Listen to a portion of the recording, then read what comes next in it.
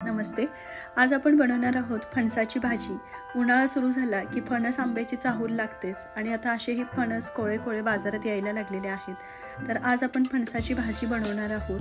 अतिशय पौष्टिक आणि झटपट होणारी अशी ही फणसाची भाजी असते. तर इथे हा फणस मी आणतानाच वरचं साल काढून आणलेला आहे, कारण ते काढायला जरासं घरी अवघड जातं.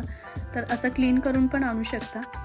आता फणसाला स्वतःचा असा चिकटपणा असतो, त्यामुळे हाताला आणि ज्यांनी कापणार त्या सगळ्याला भरपूर तेल लावून घ्यायचं आणि मग हा फणस कट करायचा. तर हा एकदम कोवळा फणस आहे, म्हणजे आतमध्ये सुद्धा पूर्ण असं त्यांनी गर पकडलेला नाही आहे. तर हा एवढा कोवळा फणस आहे. हा माझ्या मते 1 पाऊण किलो फणस असेल. तर याचे असे आपण मोठे मोठे काप करून घेणार आहोत. कोकणामध्ये फणस हा घरोघरी फणसाची झाडं तर असतात. फणस हा अँटीबॅक्टेरियल आहे, डायबिटीसमध्ये मदत करतो. तसंच तो अँटीऑक्सिडंट आहे, अँटी इन्फ्लामेटरी म्हणजे सूज उतरवण्यासाठी सुद्धा त्याची मदत होते. आपल्या पोटासाठी चांगलं असतं, डायजेशनसाठी. याच्यामध्ये फायबर्स भरपूर असतात आणि जर अशा फणसाची भाजी आपल्याला खायला मिळाली तर मग नक्कीच आवर्जून खावी. तर हा फणस असा मी मोठा कट करून घेतलेला आहे. आता याला स्वच्छ धुवून कढईमध्ये मी पाण्यात गरम करायला ठेवलेलं आहे. तर याच्यामध्ये थोडंसं मीठ घालायचं, हळद घालायची 1 चमचाभर आणि आता हे फणसाचे काप आपण शिजवून घेणार आहोत. तर पाण्याला उकळी फुटली की गॅस थोडासा मीडियम टू लो करायचा आणि याला झाकण ठेवून 15 ते 20 मिनटं आपण हा फणस शिजवून घेणार आहोत. 15 मिनटामध्ये फणस अगदी व्यवस्थित शिजतो.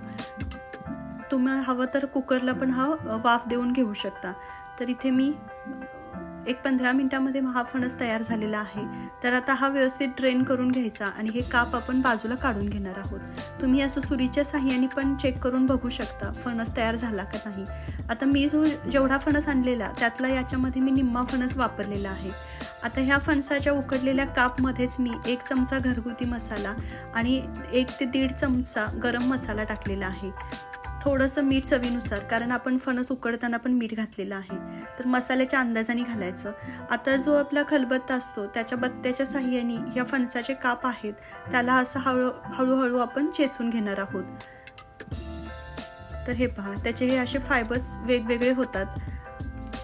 हे हाताने होतात, पण हाताने इतके एकसारखे होत नाहीत. त्यासाठी तुम्ही असं खलबत्त्याच्या मध्ये घालून पण कुटू शकता किंवा मग ताटामध्ये आहे हे असं पण तुम्ही पत्त्याच्या साहाय्याने बारीक त्याला एकसारखं करून घेऊ शकता.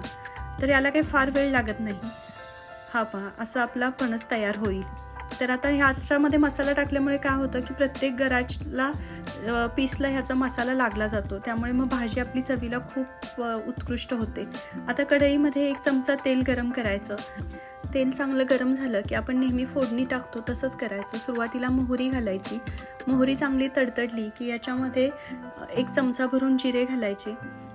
आता जिरे चांगले भाजत आले की आपण याच्यामध्ये थोडंसं हिंग घालायचं आणि कढीपत्त्याची पानं 1-2-4 पानं हाताने चुरून याच्यामध्ये मिक्स करायची.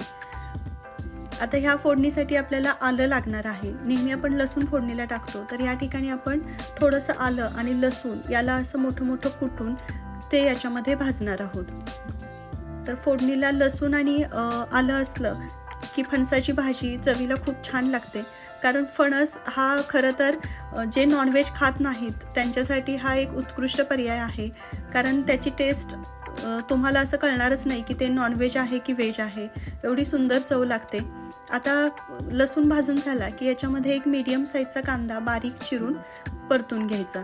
आता कांद्याच्या अंदाजानुसार थोडंसं मीठ घालायचं आणि हा कांदा व्यवस्थित आपला कलर चेंज होईपर्यंत आपण भाजून घेणार आहोत. कांदा छान भाजला गेला की मग याच्यामध्ये आपण लाल तिखट घालणार आहोत. तर हे आपली साधी लाल मिरची पावडर आहे, कारण मसाला जो घरचा मसाला होता तो आपण सुरुवातीलाच घातलेला आहे. तर इथे मी थोडंसं लाल तिखट घालून आता हे परतून घेणार आहे. तेलामध्ये लाल तिखट व्यवस्थित परतलं गेलं की आपण जो फणस तयार करून घेतलेला होता शिजवून, तो याच्यामध्ये मिक्स करायचा. आता ह्या फोडणीमध्ये हे फणसाचे जे काप आहेत ते व्यवस्थित आपण परतून घेणार आहोत. हा फणस तुम्ही आहे असा कच्चा पण आता शिजल्यानंतर खाऊ शकता, म्हणजे हा शिजवलेला फोडणी द्यायच्या आधी सुद्धा तो खायला छान लागतो आणि परतल्यानंतर तर अजून सुंदर लागतो, कारण मसाले एकमेकांच्या मध्ये मुरले जातात. तर हा असा एकसारखी भाजी आपली करून घ्यायची. 1-2 मिनटं परतल्यानंतर याच्यामध्ये आपण खोवलेलं खोबरं घालायचं. तर इथे मी अंदाजे एक अर्धी वाटी खोवलेलं खोबरं घातलेलं आहे. ओला नारळाचा किस आहे हा. तर हा पण या फणसाबरोबर व्यवस्थित परतून घ्यायचा.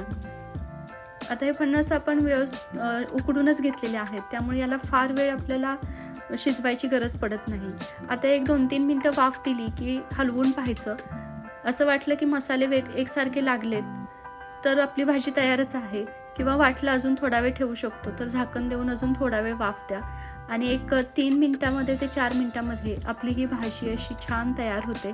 आता वरून थोडीशी कोथिंबीर असेल तर तुम्ही वरून टाकू शकता, नसेल तरी सुद्धा हरकत नाही, कारण फणसाच्या भाजीला त्याची स्वतःचीच अतिशय सुंदर चव असते की जी तुम्हाला पुढचा उन्हाळा येईपर्यंत वाट बघावी अशी इच्छा होते, कारण भाजी ही त्या सीझनलाच चांगली लागते. तर नक्की बनवा. आणि हो, रेसिपी आवडली असल्यास लाईक करा, सबस्क्राईब करा, इतरांबरोबर शेअर करा. भेटूया पुढच्या रेसिपीमध्ये. धन्यवाद.